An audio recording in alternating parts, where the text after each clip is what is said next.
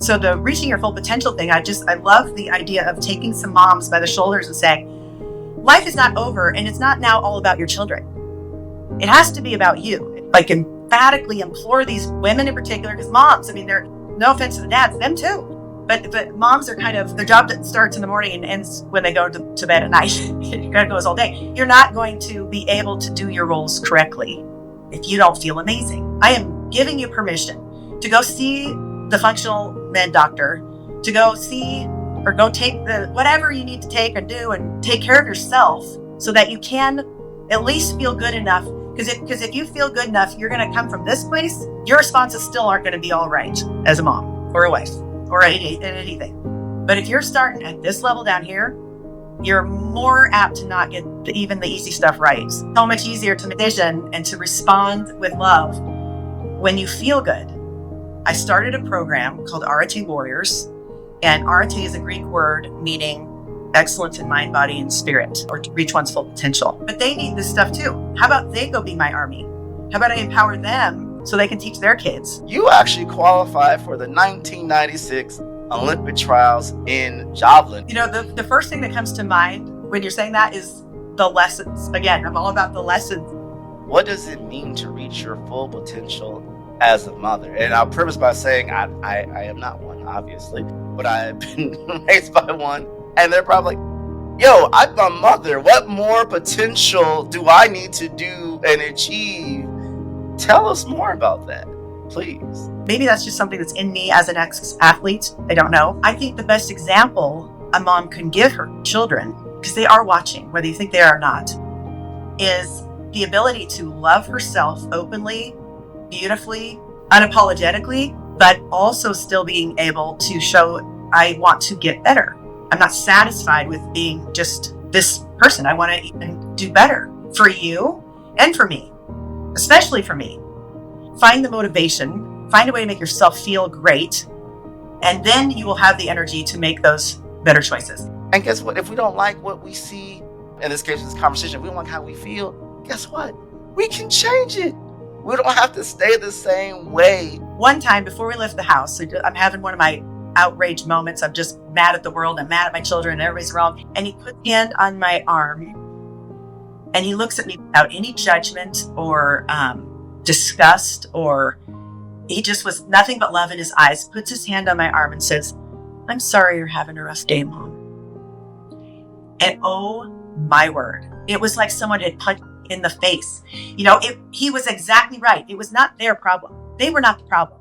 I was the problem. We're learning lessons from our children. We're learning that we can have multiple identities and still be true to ourselves.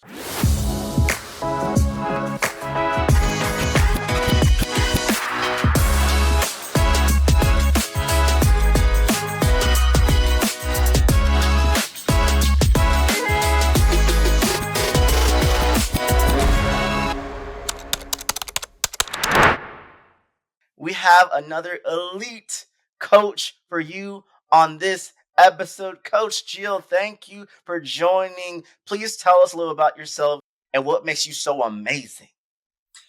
Wow. How long do you have? No, I'm just kidding. As long as you can take. Thank you for that sweet interjection. I am a small town Idaho girl at heart. I kind of tell everybody I was raised on a horse. Grew up in a town that had one stoplight in all of its county. They always say you can take the country out of the girl, or the girl out of the country, but you can't take the country out of the girl. So I am still very much a, nature lover, outdoor girl, small town person at heart. But I happen to live in Denver with a husband that starts to shake when he leaves the city. So we're two opposites living a good life together. But we had two kids, Isaac and Nadia, who were not easy to make. I'm sure we'll get into them later, but they're 4 years apart and they're awesome. We are just enjoying being parents together. Speaking of family, what led you to become a coach? My mom and both of my sisters are all elementary school teachers. I'm also the only blonde and the only one that moved away. And oddly enough, what my family knows me for, of many things, they will tell you, my patience is not real good. I'm not real good at patience. So to be a elementary school teacher was not ever in the works. But in fact, I went to college starting with a double major in elementary and special ed, just because I did love kids. And I babysat every summer, and I babysat a girl who had Down syndrome. And she was just, I loved this girl. I love this girl. She is just that she was just so neat. And so that's why I went into elementary and special ed. But I got away from kids for a while. Being in college, I had to change my plan. Anyways, I was an athlete in college, so I never really fully got to go play, really just chill out. And people kept asking me, what are you going to do after college? And I got tired of saying I don't know. And so I just started making something up because I said, I'm going to go to Florida or San Diego. I just thought of the two sunniest places, and I said I was going to go to grad school there because I just wanted to hide out in school for a bit longer. I wasn't ready for the real world. And so I then was like, well, I better make this happen. Talking something into existence before you make it happen. And so Florida responded with the, yeah, no thanks. San Diego hadn't responded yet. And I got busy making myself known to these people, calling, pestering them. And when I finally showed up with my graduate assistantship, even, this is before cell phones and all that, that was through email and calling on landline. I showed up and they said, oh, you're Jill Weimer. That was my maiden name because I had pestered them so much. That was one of life lessons that when I went on to then manage at DU, when people would want to work there, they would give me their resumes and I'd put them on the left front corner of my desk and I'd say, I'd get there when I have time. Well, you're never going to have time. If somebody would call me and pester me enough that I recognized their name, I would go fish out their resume because I knew they wanted to work here. And that's who I had time for. Again, these are just little lessons that I throw into my kids all the time that you have to be a pest sometimes. You have to be a self-advocate. You have to get out there. So anyway, I got the graduate assistantship and went to San Diego State for grad school in exercise physiology. I actually was planning to be a strength and conditioning coach at a college or university. And I could do that as a woman with a master's pretty easily. I have my CSCS, which is I'm a certified strength and conditioning specialist with the NSCA, which is the National Strength and Conditioning Association. But at the time, my boyfriend got a job here at Denver. He was an athletic trainer. So I followed him out here and started working at the rec center. By the time I think CSU or somebody had a job opening to do what I was planning to do, the strength and conditioning, I was like, wait a minute, I work 4 times as much and make half as much money and not have the diversity and the variety that I have in my life or the freedom to make my own schedule and all these things. And I was just happy to stay where I was at. So ended up doing a lot of management at DU. But fitness was my passion. And my thesis was actually in older adults, but I really did always love kids. And so then I had my own kids and 6-figure income went away one day, which was a very shocking experience for that to just be taken away one day. And so my husband was, again, the financial planner, had been always planning for this. So he said, don't worry about it. You don't have to do anything, but I know you're going to want to do something. And so I got too busy thinking and my kids were immediately like, come be our PE teacher. And that did not interest me because I couldn't fathom, after having so much freedom in my life, going back and having to be somewhere from this time to this time on somebody else's schedule. But I did want to work with kids and I did love teaching my kids the value of health and nutrition and mental health and all of it. So I started a program called Arete Warriors, and Arete is a Greek word meaning excellence in mind, body, and spirit, or to reach one's full potential. And I made a big journal and a 10-week program. And I started offering it in schools as an after school, enrichment. And we did one season of it. It was great. And we started the second season of it and COVID happened. And so that shut that down. And so I did one online for all the moms at first that were like, help, we need something. So we did something online. And as the time went on, I just realized I need to be with my own kids after school. We have so many things going on, but I still missed teaching this stuff. This is such important stuff in my mind. And I do teach some fitness classes. So the moms are coming to me for the fitness classes and stuff, but they need this stuff too. How about they go be my army? How about I empower them so they can teach their kids and they need it too. So the idea evolved into that.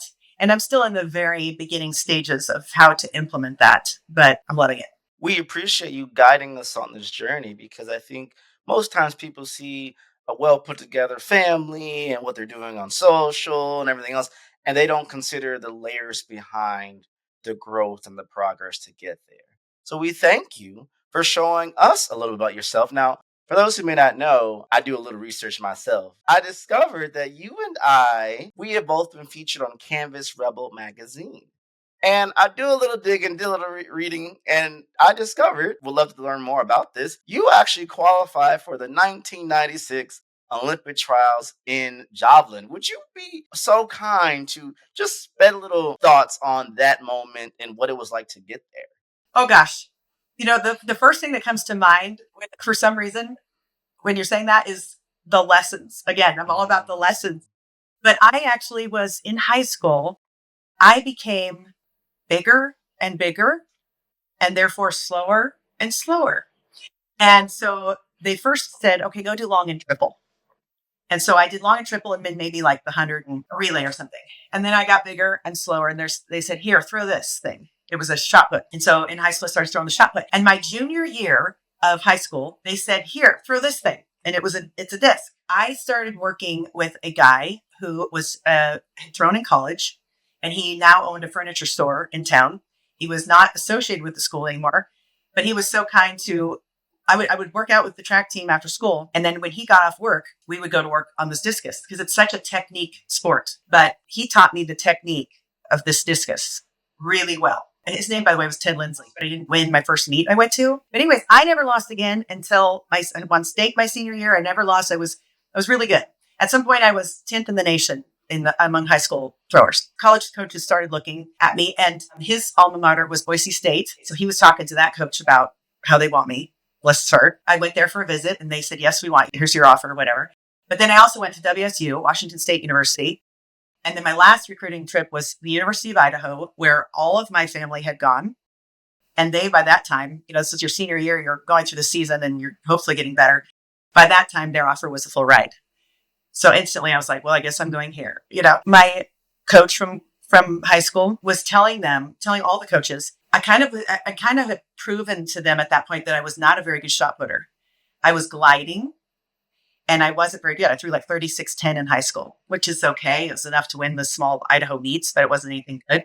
And if a coach is going to recruit you, a thrower, they want to be getting points for more than just one event, right? So he told them all, move her to the rotation in the shot and she will be great because her technique in the discus where you spin is so good. Just move her to that in the shot. She'll be great. And put a javelin in her hand. This guy knew me well. Idaho was the one that got me, and they did move me to the rotation. And I did end up throwing over 50 some feet in the shot. And then, of course, those are spinning in a ring. And then they said, here, now go run down the runway and huck this thing, this spear, this javelin. I did not know what I was doing. And I tried it a little bit, but, the rotations were kind of my thing. And then I got lucky on a few big throws. And then it became, it was 1996. It was Olympic trial year. And all of a sudden I realized I might be able to make this. I did. I made it to the Olympic trials. And I always will say, I don't know how I got there because that wasn't even the event I was supposed to be in, be so good at, in my opinion. But I did try to play around with it again afterwards. I thought I should really learn this. I might be really good at this. I moved to Denver and nobody in Denver is throwing it. So I'd have to, I drove to Fort Collins a few times to try and throw. That's silly. What am I going to do? Be a professional javelin thrower? And I did not even make the finals at the trials. So don't think I was even in the running. But you made it to the trials. And that's something 1% of the people in America can't even say. Yeah. And you know what the lesson there is just being willing to try something. Being willing to try something new. Like, for me to pick up the discus as a junior in high school and it ending up giving me a full ride scholarship to college where they eventually put a javelin in my hand, say, here, go huck this. And that takes me to Olympic trials. Like, I was just willing to put myself out there, try and fail and do something. Like, that's the lesson in that story, in my opinion. And I think that's also a testament that many people can learn. Putting yourself out there for opportunities to present themselves. I'm sure you didn't even imagine this will lead to this would pave way for this to bring me here. We can't plot our entire life and think it's going to stick to the roadmap. There's going to be a lot of things, adversity, challenges, and unexpected things that's going to shake us up a bit. But I'm sure between those lessons and becoming a phenomenal mother, and your family's amazing and wonderful. I mean, check them out on social. They're phenomenal. We'll get to Nadia in a moment and Isaac in a moment. But I would love to transition from you're now a mom and all these lessons leading up to you being the mother that you are. How do you apply your lessons as a mother into the Arete Warriors concept and how that has become what it's become now? The first thing I think of is the fact that it was not easy to make them. My sister, again, fertile. My mom had 5 children. I'm the fourth of 5 kids. And as it turned out, we were not. And so Isaac was kind of a miracle, but Nadia was a true miracle. I feel like sometimes when things are hard to come by, you appreciate them more. And don't get me wrong, there are days when I have to remind myself, well, she's making me crazy. I begged for you. I cried for you. I prayed for you. I wanted you. No, I had to remind myself that I wanted these. No, kidding.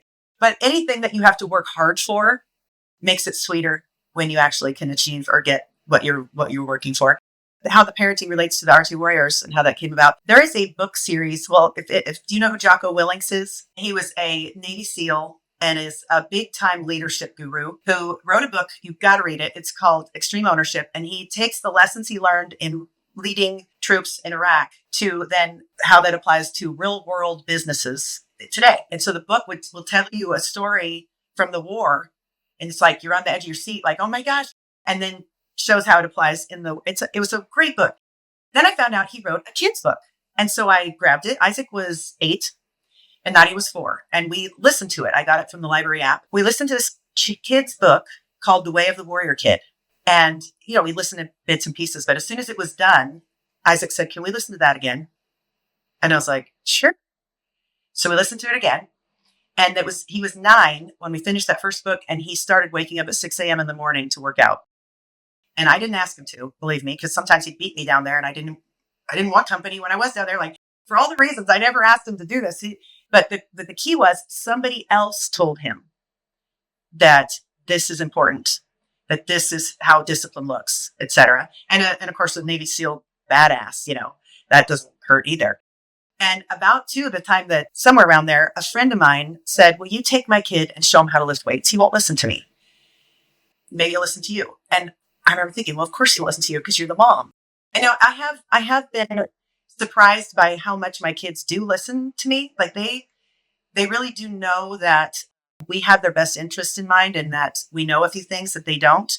And I don't know if that has come from experience of us saying, oh, here's what's going to happen. And it did. Because I know there's parents out there going, oh my gosh, how do you do that? Because my kids won't listen to me or whatever. And I'm guessing we're probably going to head that way at some point too in our lives. That they're right now 15 and 11. Maybe that will change. But for the most part, just learning that kids need to hear it from somebody other than mom and dad has been a theme of our lives. We have always had other great influences around for our kids. They have a girl named Anna that's like an older sister to them. And she was like such a big influence in their lives. I think that matters. I'm reading right now the book, but The Anxious Generation is a book that talks about how we are over-parenting our kids in the real world and not parenting them enough online is the summary of that book. I highly recommend it if your kids are at all on the younger side. There's so much to be gained from realizing the dangers of letting them have free reign on a computer, but yet not letting them be able to go outside and skin a knee or learn the lessons of life outside. We've somehow changed. And they brought up a point in there about how somewhere in life we stopped trusting our neighbors.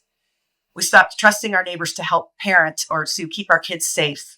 You'd send your kids to a park back in our day and the parents would know like other parents are going to be there. So it's going to be okay. And now we're taught to be fearful of those other parents. And I get that there is reason for that, for sure.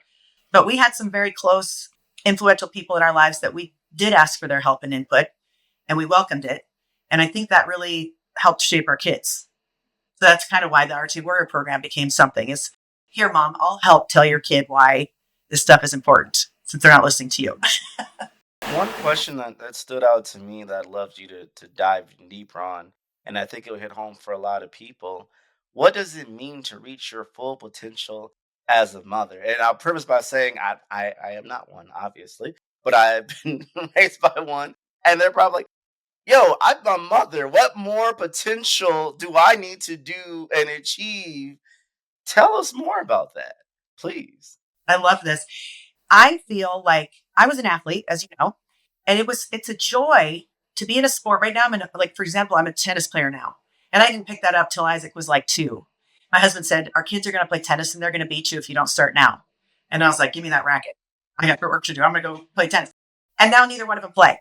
But as an adult, especially as an ex-athlete, it is super fun to have something that I can see myself getting better at or not, right? Outside of just doing dishes and running the calendar and cooking meals and doing my job and even jobs. I think if jobs could be a measurable way to see like that you can see yourself getting better at something. I think that is one of the essential things of keeping somebody engaged in life. If there's no way to tell that you're improving or at least not losing ground, maybe that's just something that's in me as an ex-athlete. I don't know. I think the best example a mom can give her children, because they are watching, whether you think they are or not, is the ability to love herself openly, beautifully, unapologetically, but also still being able to show, I want to get better. I'm not satisfied with being just this person. I want to even do better for you and for me, especially for me. So the reaching your full potential thing, I love the idea of taking some moms by the shoulders and saying, life is not over and it's not now all about your children. It has to be about you and you and your husband. It has to be about you and your husband so that you can model for your children what a strong relationship looks like and that they can feel safe and secure in the world knowing, well, at least that is intact. When all my world is falling apart, at least I know that mom and dad are a tight unit and that makes a kid feel safe. I know that some people aren't that lucky. They don't have a great marriage. I get it. But for a kid to be able to see her mom always trying to get better, admitting when she's wrong in front of the kid, that's huge. I think that's actually one of the reasons why our kids still listen to us. It's because we're pretty openly honest about the fact that we're not perfect. I apologize to them all the time. They parent us sometimes. It's a two-way street. But for a kid to see a mom that is trying to get better, but also loving herself in all her failures, I just think that is one of the most important things you can do for a kid right now in terms of the lack of self-confidence, the way the world is going for these teens and the depression and the lack of self-love. I think that's the biggest problem. And that ties back into your point about what's the best gift we can give our children is the example and implementation of how to self-love, how to self-advocate. I'm a human. I'm not perfect, but I imperfectly love you the best that I can. I'm doing all that. I think that also helps as they grow up and evolve. We carry these things like I'm trying to be this top notch. No, that's not realistic. But knowing that, okay, I can be really great at things and flawed and still beautiful and amazing, that sets a great standard. And I think a lot of people, moms included, parents included, adults included, probably need to hear this right now. And I also want to talk to more of that point of after the children, when you fit into mother position mode, sometimes parents can lose their own identities, which causes them to slow down in other areas, as you would see in their physical health and their mental health. And if they don't feel motivated, they don't feel ignited to pursue these progressive things, as you so elegantly articulated, we do see a drop off. I agree 100%. And so switching from that, and we're talking about modeling self-love and self-improvement, going the Arete Warrior's way, if you will. Where do you find the best balance for yourself of trying to maintain or improve your physical fitness, but also making sure you're eating right and you're consuming things mentally right to help you be your best self? I've always been I don't know why, I've always been interested in nutrition and exercise, almost guilty for it because I know there's some people that just don't care. This morning, my 11-year-old, who is my carboholic, she is my sugar queen. She would just eat nothing but sugar and candy if she was left alone. We were making her lunch this morning and she said what she has said to me many times before. I want to start eating healthier. And I said, why? Because here's the problem. She said it before and it lasts like a day, And I said to her, do you want to just because you think that's what you're supposed to do? Or do you feel, or because she said, I've been eating bad lately. I've been eating naughty lately. I said, well, do you not like the way you feel? Or do you just feel like people are telling you you're supposed to eat this way or whatever? Nothing was brought up about weight, but I just was being inquisitive so that she could pull out why she wants to be better, healthier. And she did admit that she hasn't been feeling as good as she likes to or normally does. And she thinks it's because she's not been eating well. It's like, great.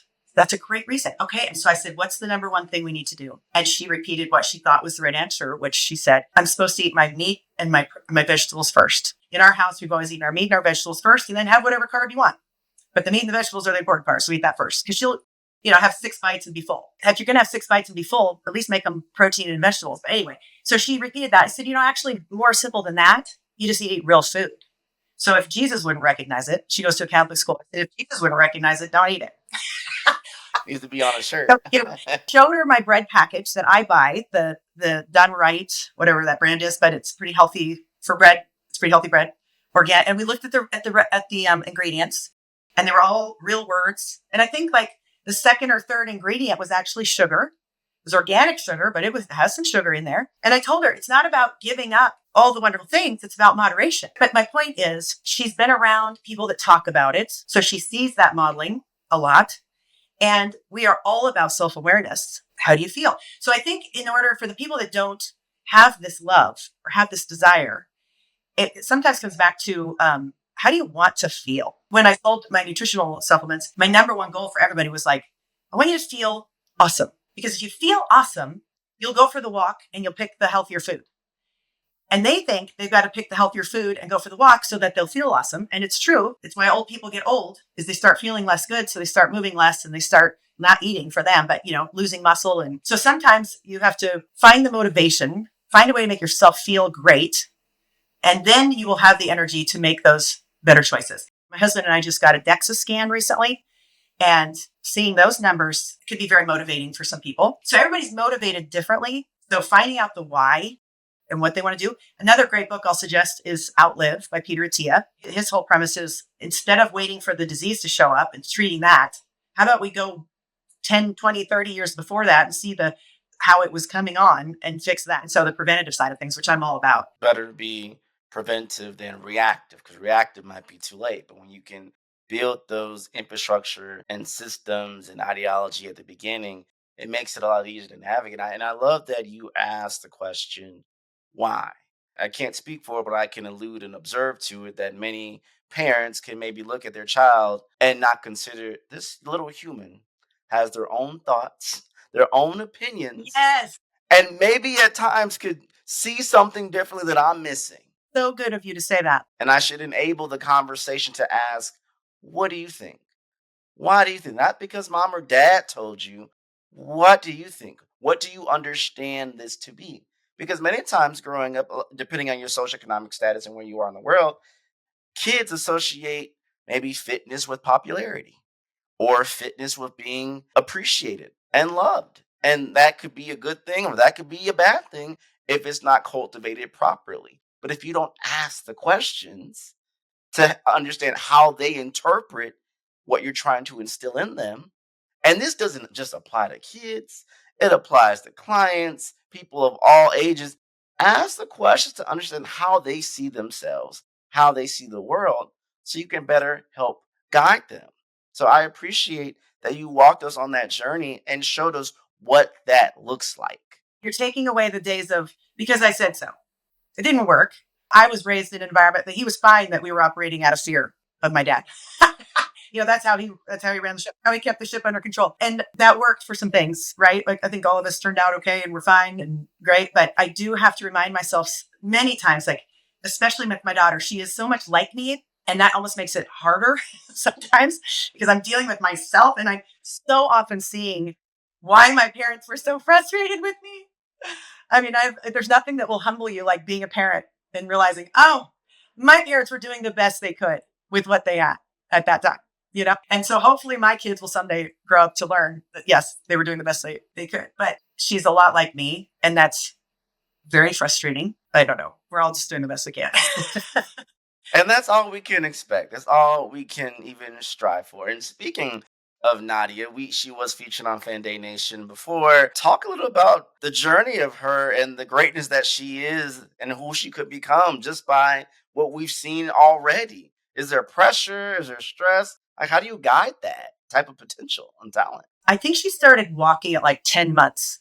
And if I remember correctly, she may not have even crawled first, which I've heard people say like that's a problem. Like, there's a certain progression that you're supposed to go through. So I'm not bragging. I'm just bringing that up. But so she was athletically inclined is what I'm saying from a very early place in life. And she just was so busy, so climbing everything, doing things. Oddly enough, very accident prone, like klutzy, but super athletic at the same time. But her brain goes like mine. It goes 100 miles an hour in every direction. It's hard to focus. And so we thought what many parents do, I think this is probably why most people put their kids into gymnastics, is because they'll teach them the discipline and focus that they need, and they'll get rid of all this energy and help them utilize it in a great way and teach them skills. And so she went to gymnastics, and so did Isaac, by the way. I'm a big fan of the sport for young kids, especially. I was a gymnast until I was way bigger than I should have been doing gymnastics. And it taught her a lot of great skills. But when at 11, she was going 9 hours a week, and she was about to get bumped to a level that would be 12 hours a week. And by the way, at that 9 hours a week level, she was competing against girls who were training 12 and 15 hours a week. And she was holding her own. She was doing pretty dang good. But she was also starting to get some injuries. And she started to get that whole, like, she'd walk home from school and I'd say, today's gymnastics. And it wasn't like, yes, it was, oh.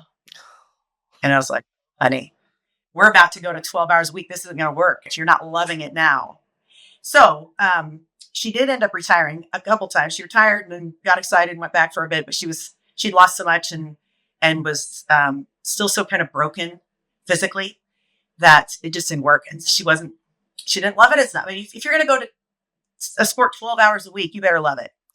And so she retired from that. And in the meantime, we've tried some diving. By the way, she played basketball, just at her school for her husband, or her dad's the coach. And she doesn't play basketball. And yet she would go out there and dribble left or right-handed, score. Tiniest went out there just buzzing around the court. Like, she has an extreme amount of athleticism and no fear. But we were really excited to have her on a team sport in the basketball because everything she does, diving, she's tried diving. She's in love right now with parkour, as you've seen. Gymnastics was a individual sport. There's all these individual sports. And I want her to also be able to learn to work with others. And there's a difference when you're on a team and you're letting somebody down or they're letting you down, or there's just a lot of lessons to be learned from team sports. So right now she's kind of at 11, being retired from a sport. She's trying to find her way. And I will say in this morning, in that conversation we were having about her wanting to be healthier, I asked her, I said, do you miss how hard you used to work at gymnastics? Because she'd go for 3 hours and they'd be doing, they weren't working the whole time, but they'd do some intense work. She was in great shape.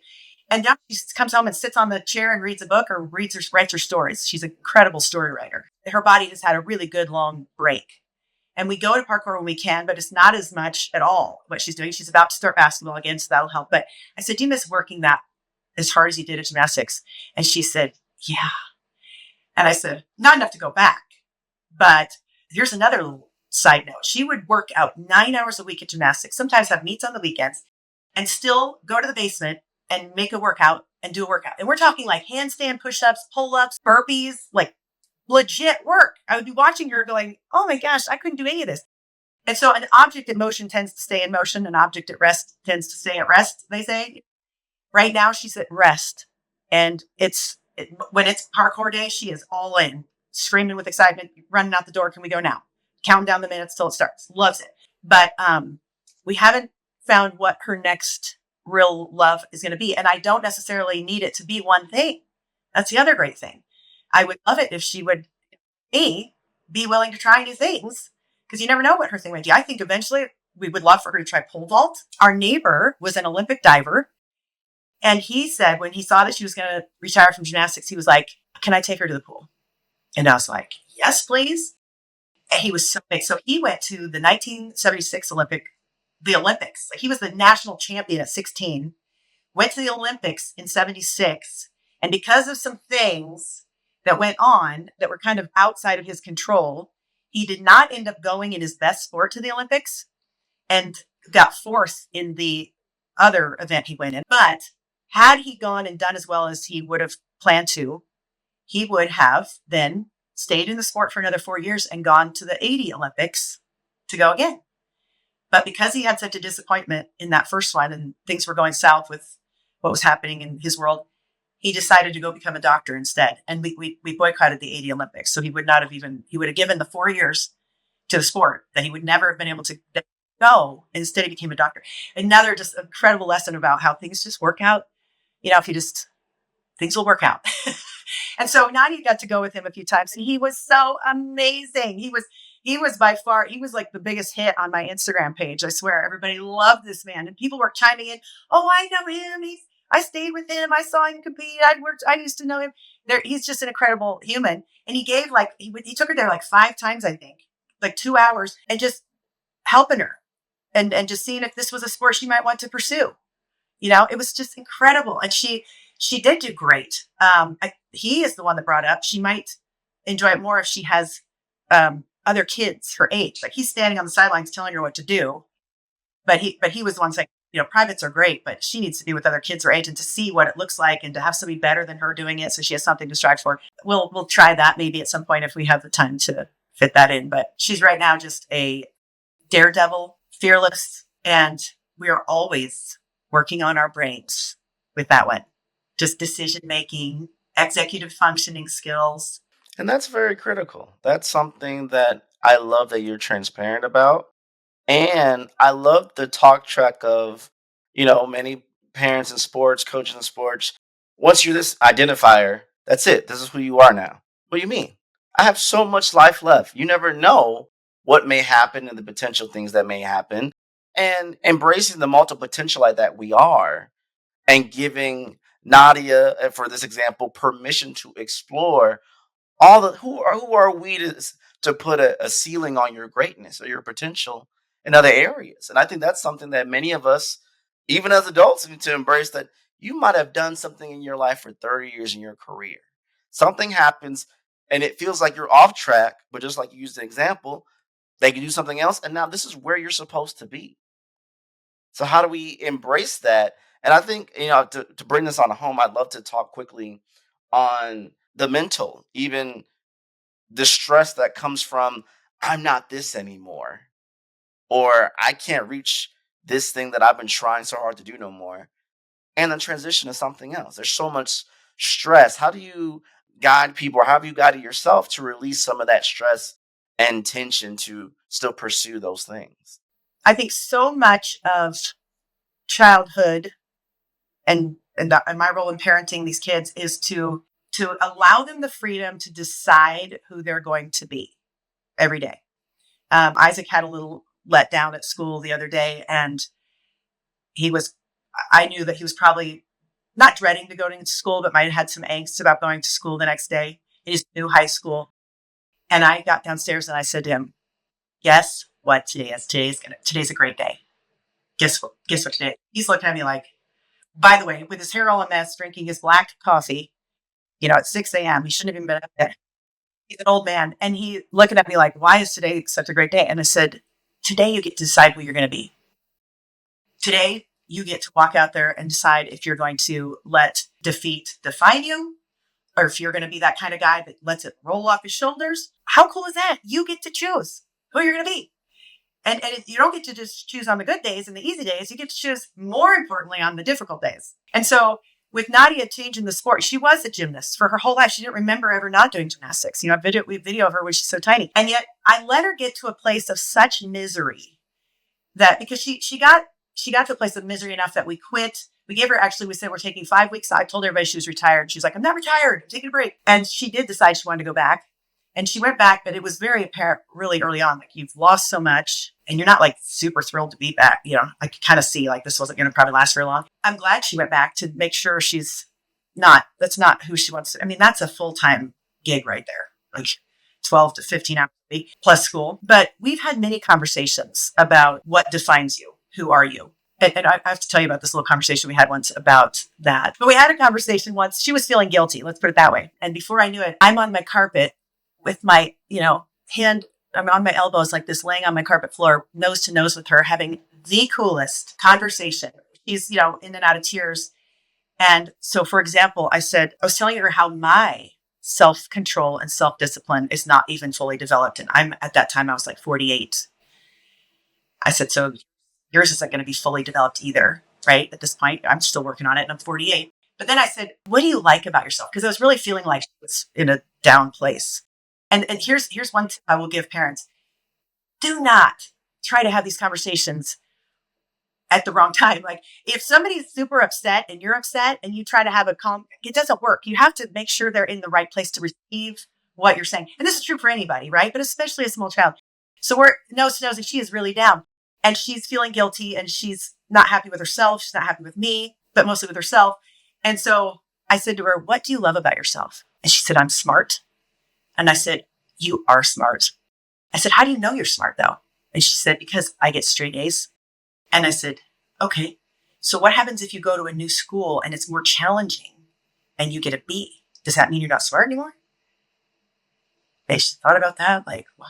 Anyways, we just went on. We went on about this little conversation. We actually missed mass. We were supposed to be going to mass that morning and we missed mass because we were so engrossed in this conversation. And it was so beautiful. It was so amazing because she was in a vulnerable enough state to receive what what I was giving her. And if I'd have just been reaming her about how guilty she should feel and she's right to feel guilty, we wouldn't have gotten anywhere. We just done more damage. And I'm not singing my own praises here. I'm just saying what an amazing little moment of teaching her that, you're not perfect and you're changing and growing every 5 seconds. So embrace who you are and tweak it as you go. Sure. But a sport doesn't define you. An A or a B doesn't define you. Super cool conversation. And a lot of these conversations that we have come because they are in sports. There is a lot of turmoil and fear and letdown and joy that happens in sports.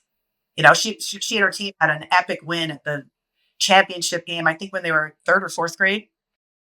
And oh my gosh, amazing finish at the buzzer, crowd goes wild, great experience. And when I had a moment when she calmed down from it, I said, who do you think is going to benefit more from this win or loss? You guys for winning or the girls that got beat by the buzzer at one point? Like, are they going to be more motivated next year? And it wasn't judging. I don't know the answer.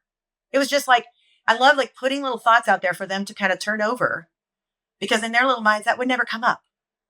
And I think that's kind of our job as a parent, I guess. I don't know. I feel like that speaking to all the adults as well. I'm like, my goodness, like I never thought of it that way, because we have one thought per this outcome.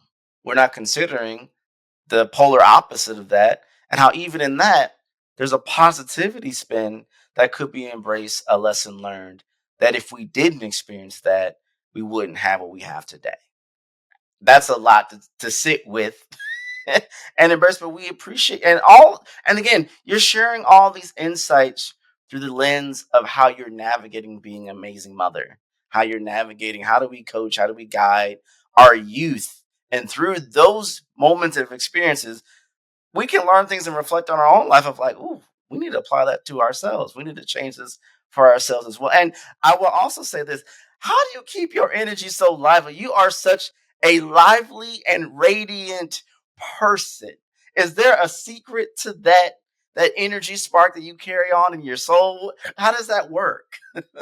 That's sweet of you to say. I feel like I've always been known by my parents and friends in high school and whatnot as an energetic, happy person. But I will say that because I am that is my desire. And it's my desire for everyone else too, is to feel good.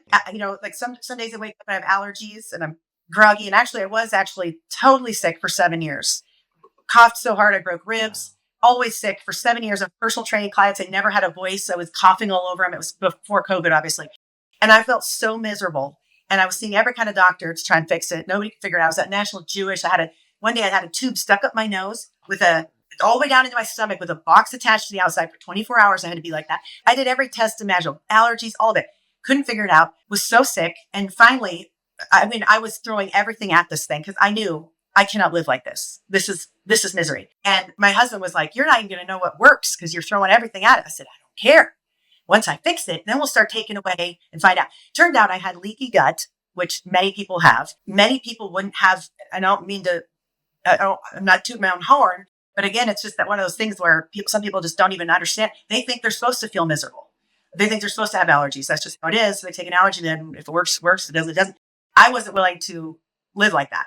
So I did all the things necessary to make myself feel better. And still some days when I get an allergy bit, I'm like, oh my gosh, remember how I used to be this way all the time? And it would be terrible. It's an important thing to me. Now I'm 50 and going through all this stuff, the fun stuff that a 50-year-old woman gets to go through. And I'm talking to the doctor again about how no, I'm not satisfied with X, Y, and Z. And I'm not okay with, it is one of my priorities to feel good selfishly. It's very hard to be a mother. It's very hard to be a nice wife. It's very hard to do anything if I'm barely able to keep my head up. Like emphatically implore these women in particular, because moms, they're, no offense to the dads, them too. But moms are kind of, their job that starts in the morning and ends when they go to bed at night. It kind of goes all day. You're not going to be able to do your roles correctly if you don't feel amazing. I am giving you permission to go see the functional med doctor, to go see or go take whatever you need to take and do and take care of yourself so that you can at least feel good enough. Because if you feel good enough, you're going to come from this place. Your responses still aren't going to be all right as a mom or a wife or anything. But if you're starting at this level down here, you're more apt to not get even the easy stuff right. So much easier to envision and to respond with love when you feel good. I will tell you, it's something I'm working on, is even on the days where I don't feel great or I don't have a lot of energy. I didn't sleep well. I'm still functioning. We've had talks about that in our family. Like, Nadia's a terrible sleeper. And sometimes, she comes down. I'm like, okay, you've had bad sleep. You didn't have good sleep. So we're going to have to be extra careful on how we respond and react to people today. Let's be careful. And before you think that I'm all great, let me give you this example. We used to be in a place in the certain ages, as mothers will know, certain ages are harder than others. There was a certain season that we were walking out the door every day morning for school, and I was screaming at my children. Okay. One time before we left the house, so I'm having one of my outraged moments. I'm just mad at the world. I'm mad at my children, and everybody's wrong. And he put his hand on my arm, and he looks at me without any judgment or disgust, or he just was nothing but love in his eyes, puts his hand on my arm and says, "I'm sorry you're having a rough day, Mom." And oh my word, it was like someone had punched me in the face. He was exactly right. It was not their problem. They were not the problem. I was the problem. I was the one taking out everything on them. I wasn't responding with love. I wasn't starting from love. I was just making everything worse. And he very calmly and quietly said to me, "I am so sorry you're having a rough morning." And oh my gosh, that one stopped me. The other one, we're driving to school one day after, it's been a bad morning, and we're in the car and it's silent because I'm probably just fuming. And from the back seat, this little boy says, "How about everybody goes around the car and says 3 things they're thankful for?" And by the time we got to school, everybody's in a better mood. I'm telling you, he's the parent of this house in many respects. So I just don't want you to think like I'm perfect, because I am not perfect. We love that you're expressing your imperfections on the pursuit of what you're trying to be. We love that you brought us on this journey of anchoring on, if you don't feel good, you can't be good. If you can't be good, you can't do good. If you can't do good, where is the goodness going to come from?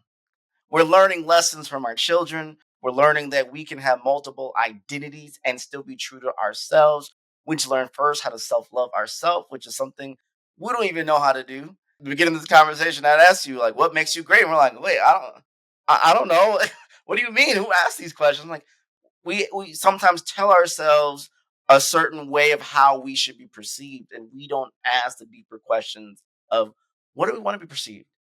And guess what? If we don't like what we see, in this case, this conversation, if we don't like how we feel, guess what? We can change it. We don't have to stay the same way because of time or because of whatever. You can get off your booty, start doing things. You can eat better. You can move your body more. Make a plan that's aligned better for your life. And I love that you emphasize feeling good. It's not so much, I have to lose this X amount of weight or lift the amount of weight or look a certain. I just need to start feeling good. And if I continue to start feeling good, a lot of these things are going to happen. A lot of the stress that's self-induced is going to be relinquished, and we're going to feel better about ourselves. So, Coach Jill, we appreciate you for guiding us on your most transparent journey through the eyes of a mother and through your children, the lessons you've learned to help us feel better about ourselves and how we should deserve better for ourselves. We thank you so much for joining us. Thank you so much. This was fun. And if you want to learn more about Coach Jill, you can go to my trainer Jill and Instagram to follow her journey with her 2 amazing kids, and all the things that she's doing for Arete Warriors concept, and all of the things that, hey, if you want to learn more about how do we feel better, how do we align our mind and our body and spirit, and how do we see an awesome mom doing awesome things, y'all should follow Jill. Thank you so much, Jill. Thank you.